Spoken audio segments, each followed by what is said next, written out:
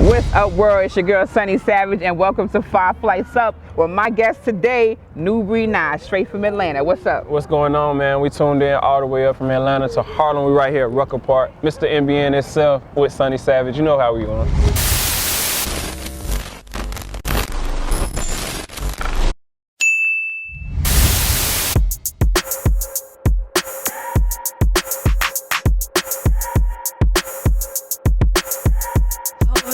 Baby.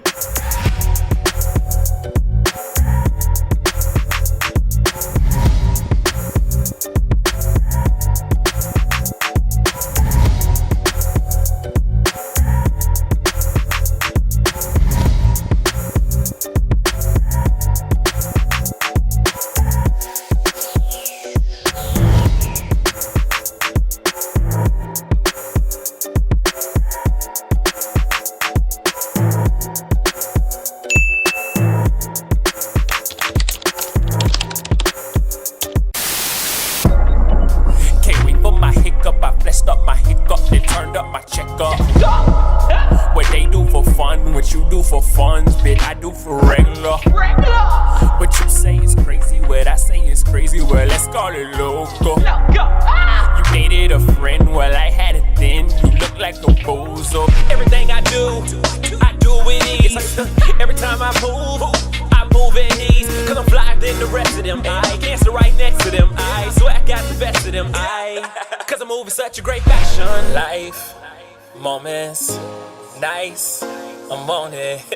Checks, that's a bonus. Tonight I'm finna live my life. Cause tonight I'm on my way up, way up, way up, way up, way. I'm way, way, way. I need my money, tell them pay up, pay up, pay up, pay up, pay. Pay, pay, pay. Cause tonight I'm on my way up, way up, way up, way up, way. I'm way, way, way. I need my money, tell them pay up, pay up, pay up, pay up, pay. Pay, pay, pay. Tonight I hear my wife is bad, I know that she shine like a Rolex. Girl, you shine so damn bright, I swear to God. She my little shooter, she keep a little nine when she totin'. Okay. I speed it up, speed it up, speed it up, I go fast. I do. I eat it up, eat it up, eat it up, she like that. I put her back in her place now. We switching lanes in the rave now. I'm dining and ain't no takeout. You like to play when we play house. You a dying piece, that's a fact. When I swipe. So when you were growing up, what do you think your first example of love was? It definitely probably came from my parents. I say that, you know, my parents, they've been married going on like 32 years now. Wow. Yeah, so just seeing that from the family aspect, I think that's where I really got introduced to love, just seeing how tight-knit and everything they be able to keep everything. So. Now, when you experienced love for the first time yourself, did you have a false expectation because you had that homegrown type of love, which is rare nowadays? Right, you don't right, see that in our community, right? So you had that. I'm going to say, in your community, was it like that for everyone, or was it just you? No, it's very rare in my community. A lot of, you know, growing up, like in Macon, I'm from Macon, Georgia, and so a lot of single family homes, single parent homes, and I just feel like I was blessed, you know, to be in that. So when getting into relationships, and along the way, as I've gotten older, it's just like that expectation. I'd be like, man, I knew how my mom would ride for a situation, why you can't ride like that, or how my dad would, you know. So trying to look for that, it ruins a lot of expectations along the way. So yeah, I can share the same. I think when you learn into love, you don't realize there's another component that comes with the other person, and it's their upbringing and how they learn how to love, their love language. All of that is a factor, and you don't realize it usually until you get hurt. Then it's like, oh man, like what's wrong with you? Like, I love you. Why don't you love me? You know, what was your first heartbreak? Ooh. My first, I'll say, first real heartbreak. Probably coming out senior year of high school. Ooh. Last little chick I was dealing with. I really liked her, and yeah, kind of. I ain't gonna get too much information, but yeah, she know. She know. She know. Did you write a song about it? Yeah, I did. You want to tell her or no? Definitely did. No? The crazy thing is, I wrote a song, but I never released the song. So I was like, I don't want to give her too much. Listen, it might be time. We brought it up. She'll never know, right? Yeah, we over it anyway, right? We healed. Right. You know, that's what's up. So yeah. Yeah, we gotta hear that. I hate you, Alicia. Like, let's see.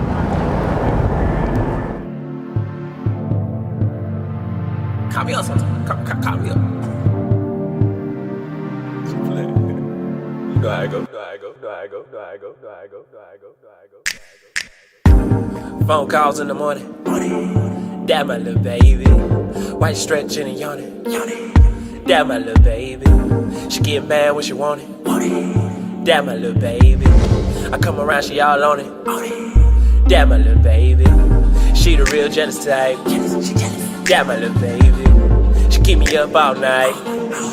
That my little baby. We fuss and we fight. That my little baby.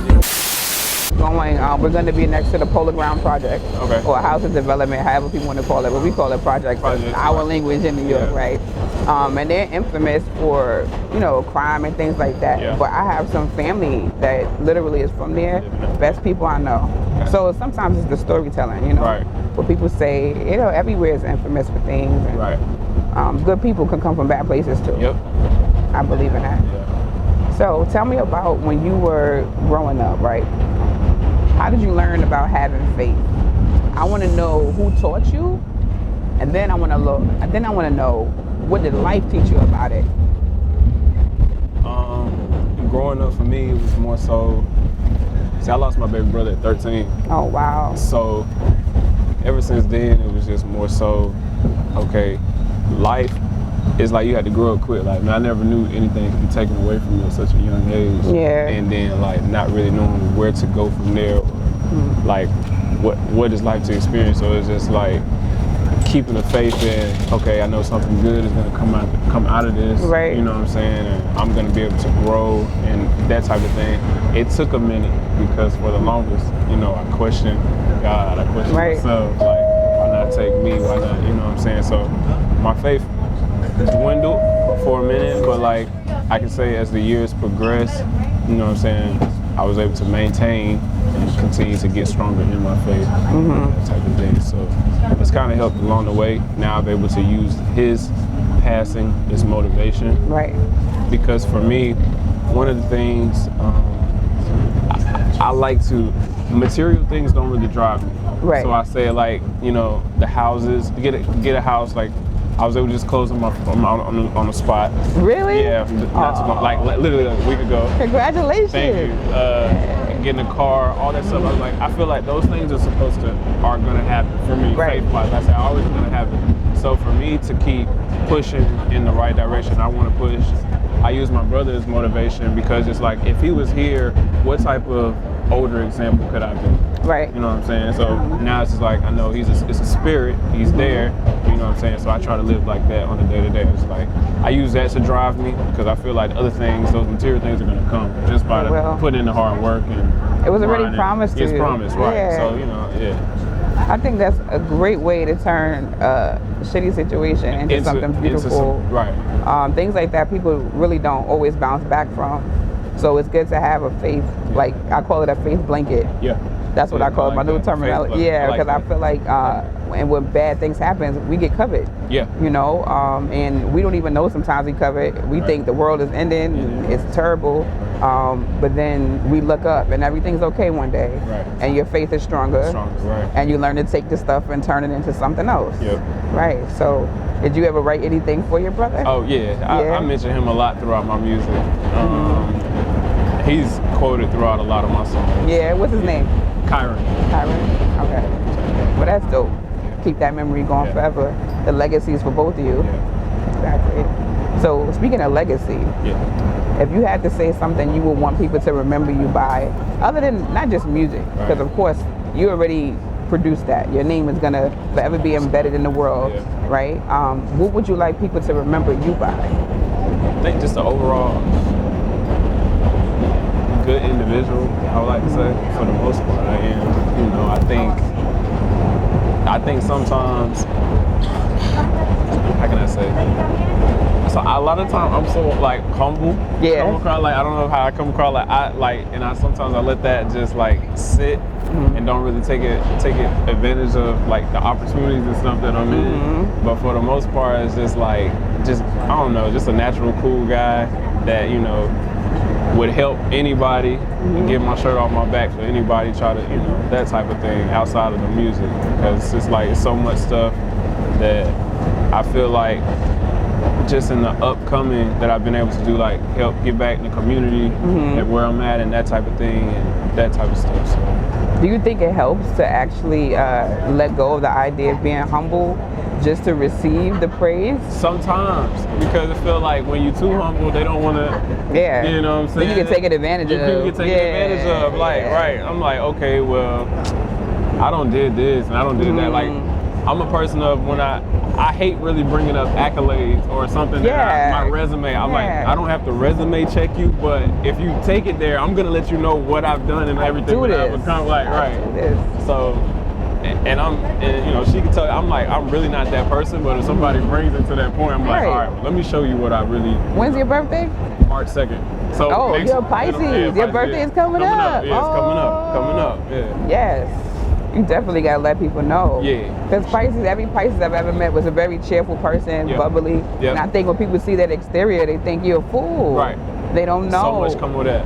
That comes with experience. That comes with hard work, and that comes with, I've been through enough to smile now. Right. So I don't have to be mad, you know? Yeah. It's famous term, like, I really don't look like what I've been through. I love that. At all, yeah. You know I love that. Yeah, so I really don't, like, it's crazy, but yeah. Yeah, and I think that's why it's beautiful that you actually take what you've gone through and you put it into your music. Into the music, right. Yeah. And you give good music that's filled with love. When I was describing you to other people, I'm like, no, he's a real artist. Like, I just say it like that because you not only sing, but you're rapping, and the context of what you're making is to promote love. It's to promote that what you were talking about earlier as far as that dynamic of having the family, that environment, and today's music that nobody is even trying to, but that's real life. People are searching for that. Yearning for it. And you're creating the music to make them understand it can happen. It can happen, right. And I think that's dope.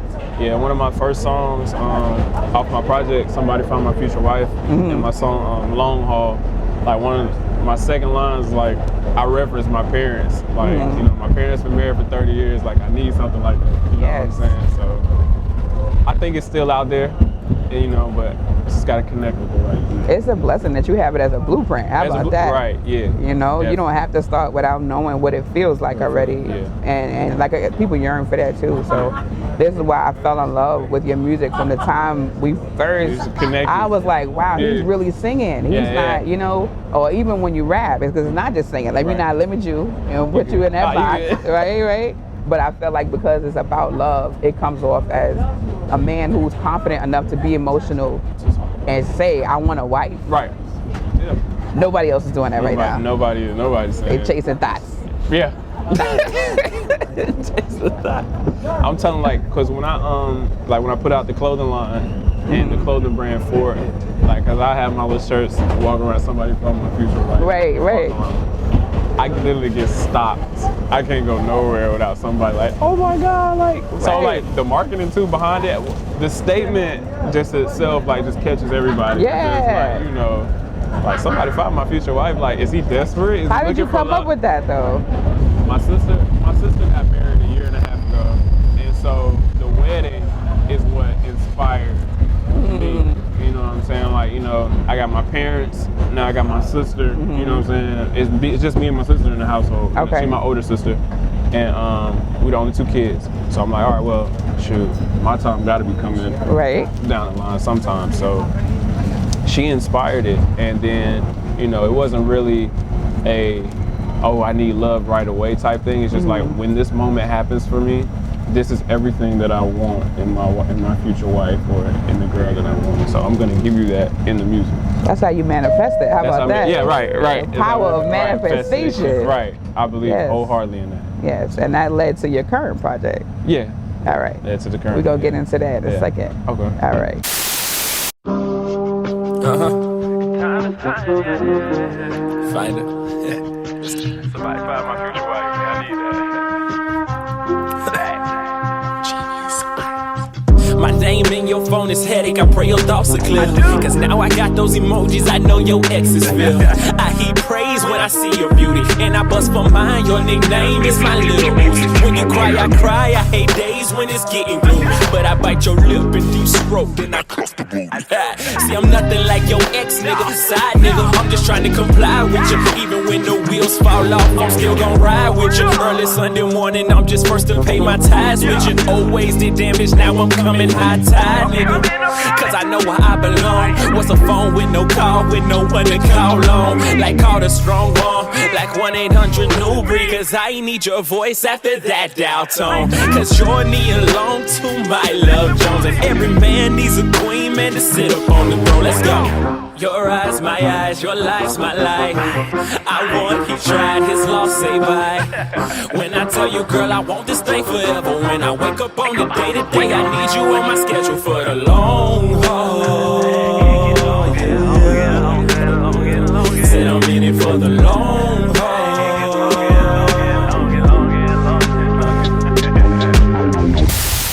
All right, so welcome to the infamous Rucker Park right here in Harlem on 155th Street. I know you told me you were in Uncle Drew. Yeah. So now you get to experience it firsthand. I can't even count to you, like, it's so surreal right now, like. All right, save it when we sit down. Save it when we sit. We're gonna get into it, yes. All right. I know I said we wanted to sit down, but I wanted to make sure I got 8th Avenue in the frame, you know what I'm saying? World famous Rucker Park here. We here. Tell us about what Rucker Park means to you, being that you're from Atlanta. Tell us about it. Oh man, just first and foremost the history. Just knowing like everything that's taking place in this park, the players, the athletes, the entertainers, everybody that's got a chance to touch on this court, and not just to be here is amazing. Tell us about your movie role, Uncle Drew, right? So this is, for right now, this is so surreal for me. Like, I still can't really believe it. Playing in the movie Uncle Drew, if everybody hasn't seen the movie Uncle Drew with Kyrie Irving, they simulated Rucker Park. It was shot in Atlanta. And, you know, just to actually be here on the actual real Rucker Park, you know, right. This is crazy. It's just real. to see the kids behind, like, you know, it's a real vibe out here. So. It's surreal. It's a blessing for sure. And it's all love. Since we've been out here, everybody that came through. Yeah, everybody that came through been cool. They've been cool, giving our job applications. Shout out to Miss. Yeah, people giving our job. What was her name? I don't know. But shout out to her. Y'all know the lady giving out job applications out here in Harlem. Looking out for the kids. That's what it's about, though. For sure. That's what it's about. All love. So. All right. Now, speaking of love. Right. Back to your music. Back to the music. Let's get busy with the music. You got 2 singles out right now. Right. Let's talk about it. Perfect and Track to Love, going crazy right now. Off my project, Somebody Find My Future Wife. Oh yeah. So they're doing really well. I just dropped the music video not too long ago to Track to Love, and it's doing pretty well as well. So. What do you think the difference was with creating these projects versus your last project? I focused in more on I think the love aspect, or just the relationship aspect as a whole, because my first project, This Can't Be True, was more so me kind of evolving into the things that are happening music-wise. And so this time around with Somebody Find My Future Wife, it's more so focused based on, okay, let me zone in on this part of my life and what I'm feeling at this moment. So. Now, what motivates you to create this type of music?